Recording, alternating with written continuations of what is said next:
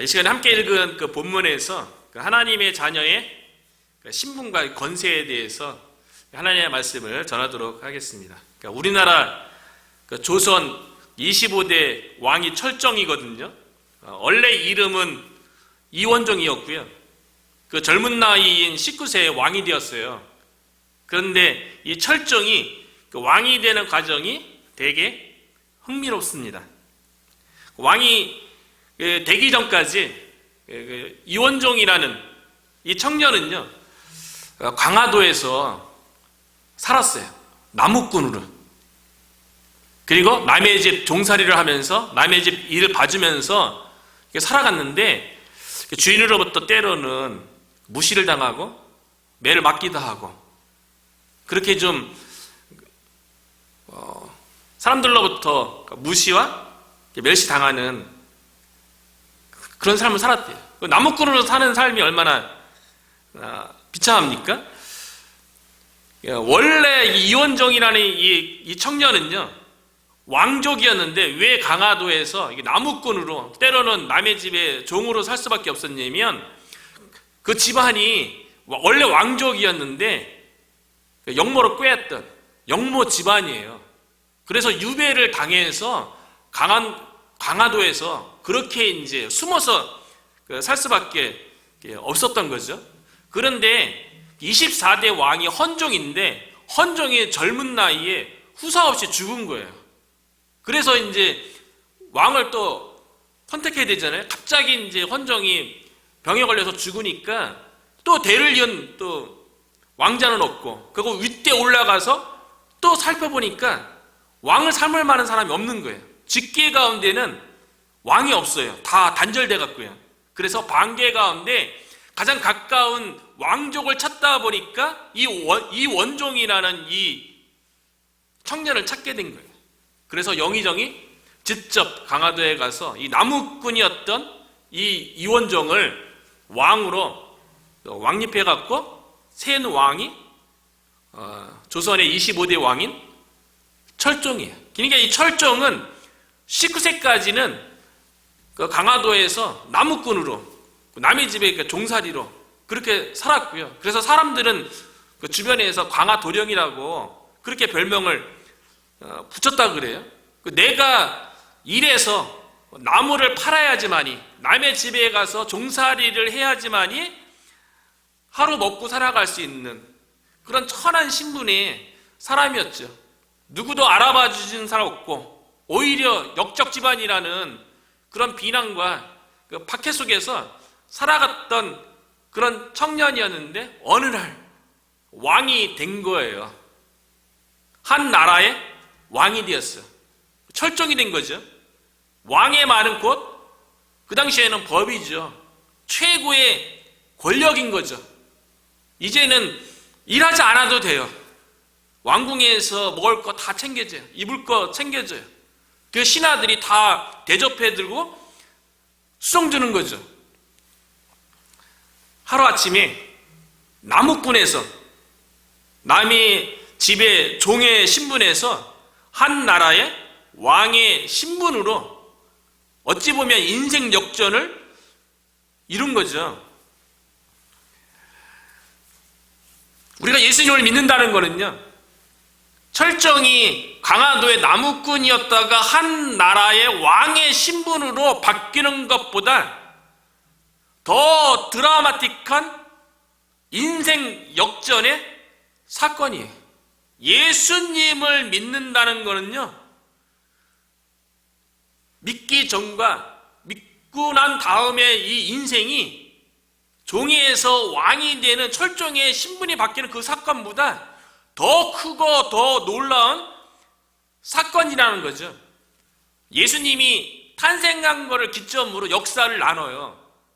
그래서 예수님 이전을 우리는 BC라고 얘기하고요, 예수님이 탄생한 그 기점으로 AD라고 얘기해요. 그 의미는 뭐냐면, 예수님 탄생하시기 전에는 Before Christ, BC, 예수님 이전 시대, 그리고 AD는 아노 도미니, 라틴어로 우리 주님의 시대, 우리 주님의 해, 이런 의미를 가지고 있어요. 예수님 때문에 역사가 둘로 나눠지는 것처럼 예수님 믿는 사람의 삶도요, 예수님 믿기 전과 예수님 믿고 난 다음에 이 삶이, 신분이 완전히 바뀌는 아주 인생 일대의 놀라운 사건이라는 거죠. 왜냐하면 예수님을 믿으면 하나님의 자녀가 된다는 거예요. 그래서 우리가 읽은 12절에 보면 영접하는 자 곧 그 이름을 믿는 자들에게는 하나님의 자녀가 되는 권세를 주셨으니, 예수님을 믿으면 하나님의 자녀가 되는데요. 그런데 이 예수님이 어떤 분이시냐? 말씀을 통해서 온 우주 만물을 창조하신 분이세요. 예수님이 말씀이시고 말씀이 곧 하나님이래요. 그러니까 예수님이 하나님이세요. 예수님이 하나님으로, 말씀으로 온 만물을 창조하신 분이세요. 그 예수님을 믿으면 우리의 신분이 하나님의 자녀가 된다는 거예요. 신분이 바뀐다는 거예요. 그런데 예수님 믿으면 하나님의 자녀가 되는데요, 세상 사람들에게 예수님에 대해서 얘기하면, 예수님 믿으면 구원받고 천국 백성 되고 삶이 완전히 바뀝니다, 하나님의 자녀가 됩니다, 이렇게 얘기하면 세상 사람들은 이렇게 얘기해요. 왜 예수님 믿어야 되냐고, 왜 하나님의 자녀가 되는 게 뭐 중요하냐고. 그렇게 반문하지 아니하면 무시하거나 강력하게 거부하죠. 나는 나지, 왜 내가 누구의 자녀가 되냐고, 내 육신의 부모만 되면 됐지, 내가 또 따로 누구의 자녀가 돼야 되냐고, 인생을 살아가야 되는데 왜 얽매이게 하나님의 자녀로 하나님에게 얽매이는 그런 삶을 살아야 되냐고. 오늘날 그렇게 반문하고 거부하는 우리 시대에 우리가 살고 있다는 거죠. 내가 왜 하나님의 자녀여야 돼? 나는 나지, 내 인생의 주인공은 나고, 내가 하고 싶은 것, 내가 계획한 것, 내가 원하는 대로 살아야지 왜 내가 하나님의 자녀가 되어야 하냐고 예수님에 대해서 강한 거부감을 일으키는 그런 시대에 우리가 살고 있어요. 오히려 하나님의 자녀가 되지 아니하고 나는 나를 소중히 여기고 내 마음대로 내 뜻대로 사는 게 자유롭고 그런 삶이지, 왜 누구의 자녀가 되어서 구속받는 그런 인생을 살아야 되냐고. 세상 사람들은 그렇게 이야기한다는 거죠. 그래서 정말 그럴까요? 예수님 안 믿는 삶이 내 삶에 내가 주인이 돼서 내 마음대로 계획하고 내 마음대로 생각하고 내 마음대로 행동하는 게 그게 정말 자유롭고 그것이 정말 행복한 삶일까요? 성경은 그렇지 않다는 거예요. 예수님 안 믿으면 안 믿는 거로 괜찮은 삶이 되는 게 아니고, 예수님 안 믿으면, 우리가 하나님의 자녀가 되지 아니하면 다른 신분의 삶을 살 수밖에 없다는 거예요. 성경에서는요, 이 세상에는 두 종류의 신분만 있다고 얘기해요. 하나님의 자녀든지 아니면 마귀의 자녀든지. 그런데 오늘날에는 이게 마귀의 자녀 그러면 좀 거부감이 좀 있긴 한 것 같아요. 세상 사람뿐만 아니라 교회에 나오고 예수님 믿는 사람이라 할지라도 뭔가 마귀 그러면 거부감이 딱 있어요. 사실 예수님을 믿는 하나님의 자녀 아니면 예수님 믿지 않는 마귀의 자녀, 이 두 종류의 신분밖에 세상에는 없어요. 나는 하나님의 자녀도 싫고 나는 마귀의 자녀도 싫어요, 이것도 저것도 나는 아니라고 그렇게 말한다고 그렇게 되는 것이 아니라는 거예요. 성경에서 하나님의 자녀 아니면 마귀의 자녀들밖에 없다고, 그것이 성경의 가르침이에요. 그래서 요한일서 3장에 보면 사도 요한이 이렇게 얘기해요. 죄를 짓는 자는 마귀에게 속하나니 마귀는 처음부터 범죄함이라. 죄를 짓는 자들은 다 마귀에게 속했대요. 그런데 하나님의 아들이 나타난 것은 이 마귀의 일, 죄를 짓게 하는 이 일을 멸하기 위해서 예수님께서 이 땅에 오셨다는 거예요. 그래서 세상 사람들은요, 죄를 짓고 마귀에게 속해서 성경은 그런 인생이 세상에서 방황하고 세상에서 유리하는 그런 삶이라고 얘기하는 거예요. 마태복음 9장 36절에 보면 무리를 보시고 불쌍히 여기시니 그들이 목자 없는 양과 같이 고생하며 기진함이라. 예수님께서 무리들을 봤어요. 예수님 없는, 하나님을 믿지 않는 사람들을 봤는데 그들의 인생이 마치 목자 없는 양과 같대요. 양의 특성이요, 혼자 목초지 찾아서 먹을 것 찾아서 다니는 그런 동물이 아니래요. 반드시 목자가 있어야지 된대요. 그래서 목자가 목초지로 이렇게 이끌어서 거기서 먹을 것을 먹고 또 물가로 인도해서 물도 먹고요. 그 양의 특성이 뭐냐면 스스로 넘어지면 스스로 못 일어난대요. 양이 몸은 비대한데 발목이 되게 얇잖아요. 그래서 양은 넘어지면 그냥 누군가가 이렇게 세워주지 않으면 그냥 죽는 거예요. 그리고 양은 뭐 특별히 뿔이 있거나 뭐 이가 날카롭거나 아니면 발이 빠르거나 그래서 뭐 늑대라든가 곰이라든가 이런 들짐승에게 그 대항해서 싸울 수 있는 무기가 하나도 없어요. 그러니까 들짐승이 나타나면 그냥 먹히는 거예요. 양은 그런 연약한 동물인 거죠. 그렇기 때문에 양에게는 반드시 목자가 있어야 되는 거예요. 근데 목자 없는 양은요, 그냥 고생하는 거죠. 그러니까 기진맥진한 그런 삶을 살 수밖에 없고 맹수를 만나면 죽음을 맞이할 수밖에 없는, 스스로 넘어지면 일어날 수 없는 그런 연약한 존재인데, 세상 가운데 있는 예수를 거부한 모든 사람들의 삶이 그와 같다는 거예요. 그러니까 방황하는 인생을 산다는 거죠. 그런 방황하는 사람들에게 예수님께서 내게로 오라는 거예요. 예수님 안 믿으면 그냥 평안한 삶이 아니라 오히려 방황하고 기진맥진한 그런 인생을 산다는 거예요. 그래서 예수님께서 마태복음 11장 28절에 보면 수고하고 무거운 짐진 자들아 다 내게로 오라 내가 너희를 쉬게 하리라. 예수님께 나아야지만이 우리가 수고하고 무거운 짐진 것에 대해서 내려놓고 비로소 쉼을 얻을 수 있다는 거예요. 세상에서 쉼을 얻을 수 있는 게 아니고요, 내가 뭔가 노력해서 뭔가 싸우면 거기서 쉼을 얻고 평안을 얻는 것이 아니라 예수님께 나올 때 비로소 평안이 있고 쉼이 있다는 거예요.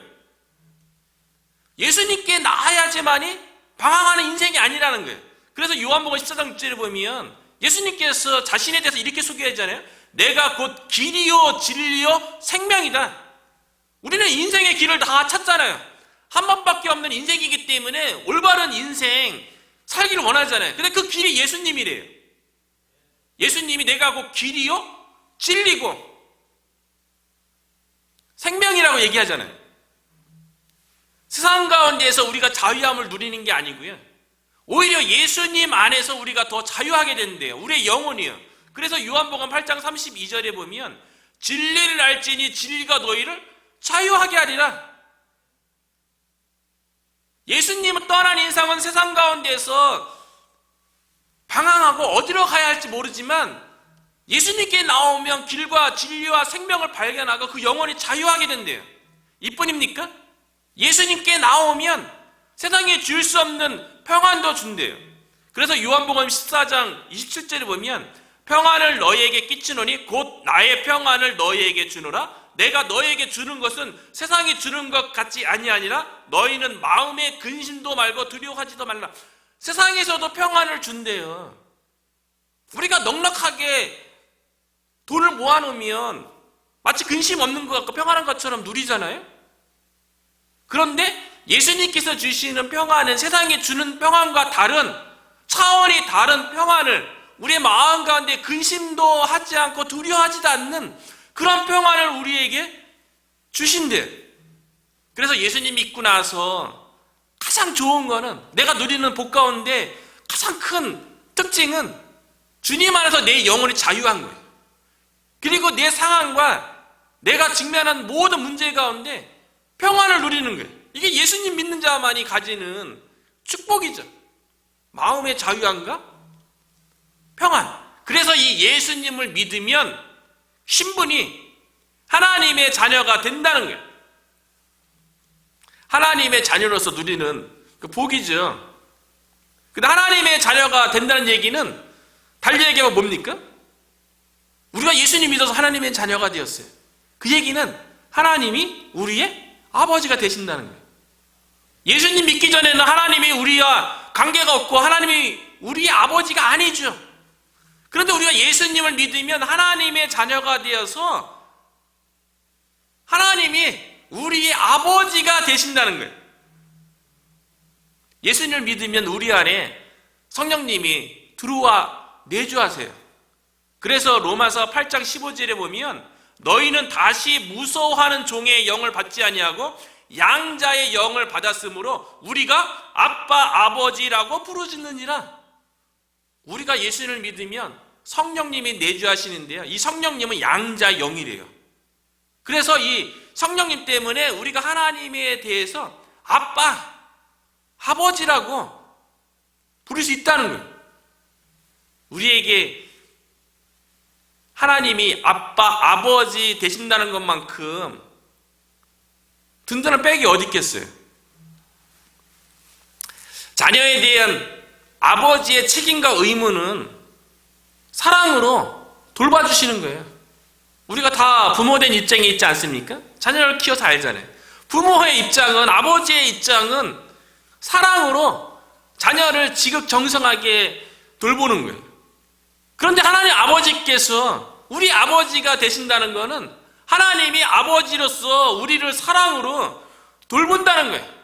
우리의 인생을 책임져 주신다는 거예요. 그래서 마태복음 7장 21절에 보니까요, 이 아버지가 어떤 일을 하는지에 대해서 얘기하는데요, 너희가 악한 자라도 좋은 것으로 자식에게 줄 줄 알거든 하물며 하늘에 계신 너희 아버지께서 구하는 자에게 좋은 것으로 주시지 않겠느냐. 자녀들이 부모에게 요구하죠. 육신의 부모는 육신의 부모의 능력 안에서 자녀가 원하는 모든 것을 해주려고 하죠. 나쁜 것이 아니면, 해로운 것이 아니면 부모의 입장은, 아버지의 입장은 자녀를 위해서 사랑으로 온갖 것을 다 투자하고 싶죠. 자녀를 위해서요. 사랑하니까요. 그런데 육신에 보면 한계가 있잖아요. 그런데 우리가 믿는 하나님의 아버지는 한계가 없으신 분이세요. 그분이 자녀에게 좋은 것을 주시지 않겠느냐라고 말씀하시는 거예요. 우리가 하나님의 자녀라는 확신만 있어도 우리가 구체적으로 하나님 이거 해주세요, 저거 해주세요 막 요구하지 않아도요, 하나님의 아버지라는 확신만 있어도 하나님 아버지께서 우리의 대부분은 다 허락해 줄 줄로 믿습니다. 하나님이 아버지인데 자녀인 우리의 인생에 대해서 외면하지 않겠죠. 육신의 부모도 육신의 자녀를 어떻게 돌보지 않고 외면하는 부모가 어디 있습니까? 하물며 하늘에 계신 우리 아버지께서, 하나님 아버지께서 우리를 얼마나 사랑하시고 돌보시겠어요.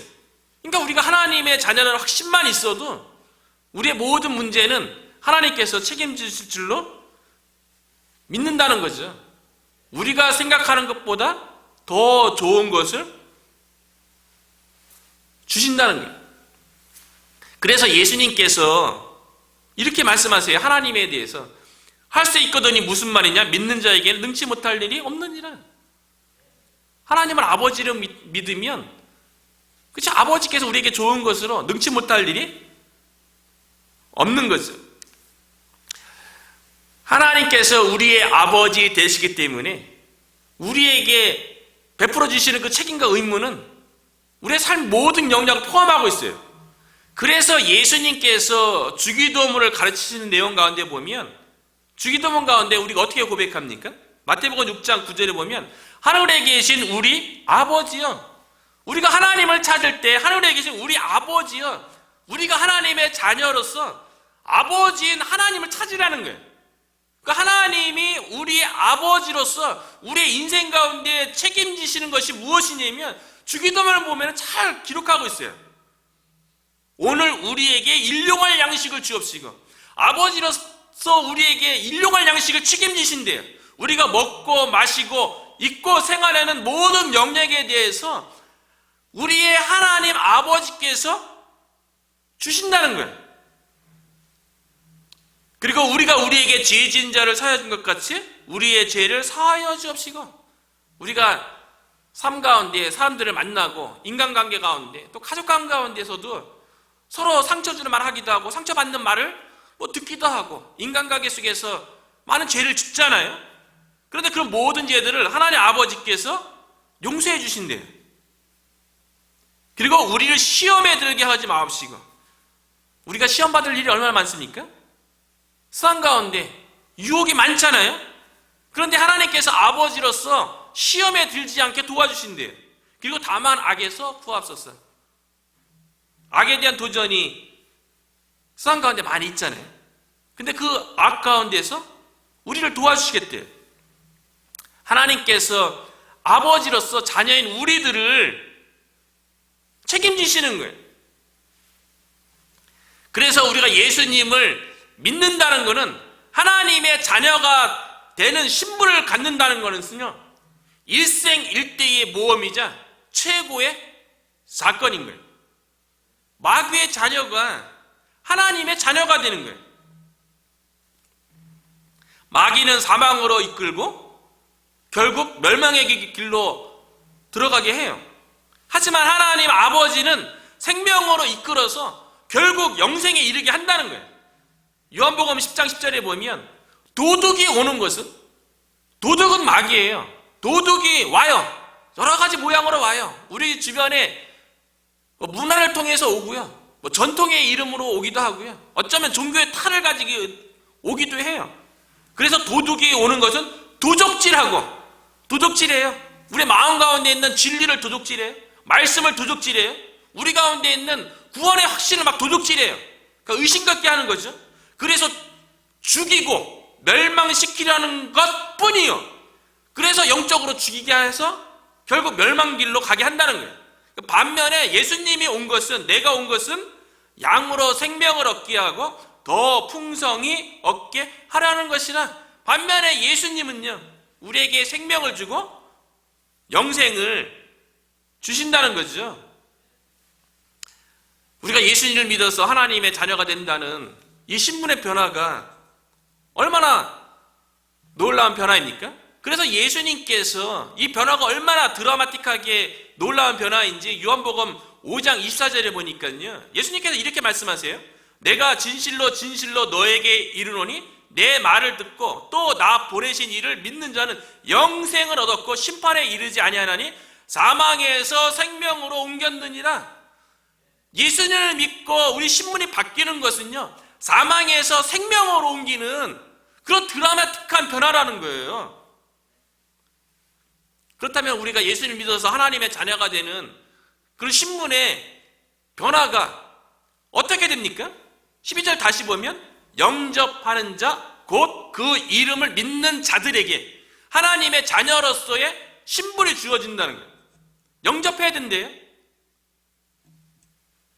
영접한다는 것은 그 이름을 믿는 것과 똑같대요. 그 이름은 예수예요. 예수의 이름을 믿는 것과 똑같대요. 예수님의 이름의 뜻이 무엇입니까? 자기 백성을 저희 죄에서 구원할 자, 이 이름을 믿는 것하고 영접하는 것하고 똑같다는 거예요. 영접한다는 것은 우리가 사람들을 초대해서 영접할 때 많잖아요. 영접이라는 것은 인격적으로 받아들이는 거예요. 전인적으로 받아들이는 거예요. 그러니까 예수님을 믿는다는 것은 전인격적으로 예수님을 받아들이는 거예요. 인격이라는 말은 지정의를 얘기하는 거죠.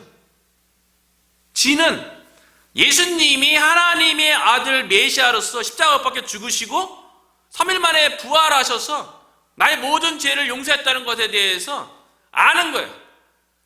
그리고 정은 감정이죠. 나의 죄를 용서하시고 나를 사랑하신 그 예수님을 사랑하는 마음을 갖는 거예요. 그리고 의인은요, 결단하는 거죠. 나를 사랑하시고 나의 죄를 용서하시고 나를 구원하신 그 예수님에 대해서, 그 예수님을 위해서 살겠노라고 이제는 변화된 삶을 살아겠노라고 결단하는 것. 이게 의지. 영접한다는 거는 전인격적으로 예수님을 내 마음에 받아들여서 내 생각과 내 감정과 내 결단이 요구되어지는 행위를 보이는 거예요. 그래서 영접하고 예수님의 이름을 믿으면 우리가 하나님의 자녀가 된다는 거죠. 믿음으로만 하나님의 자녀가 되는 거예요. 영접을 통해서 전인격적인 예수 그리스도를 받아들임을 통해서 하나님의 자녀가 되는 거예요. 다른 그 무엇으로 우리가 하나님의 자녀가 되는 게 아니에요.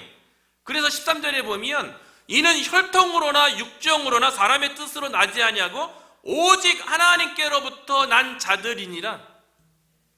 목사의 집안이기 때문에 하나님의 자녀가 됩니까? 저희 집안도 목사 집안이잖아요. 그럼 자녀들이 그냥 자연스럽게 하나님의 자녀가 되는 게 아니라는 거예요. 선교사 집안이라고, 우리 집안의 순교자 집안이라고, 우리 집안이 3대 4대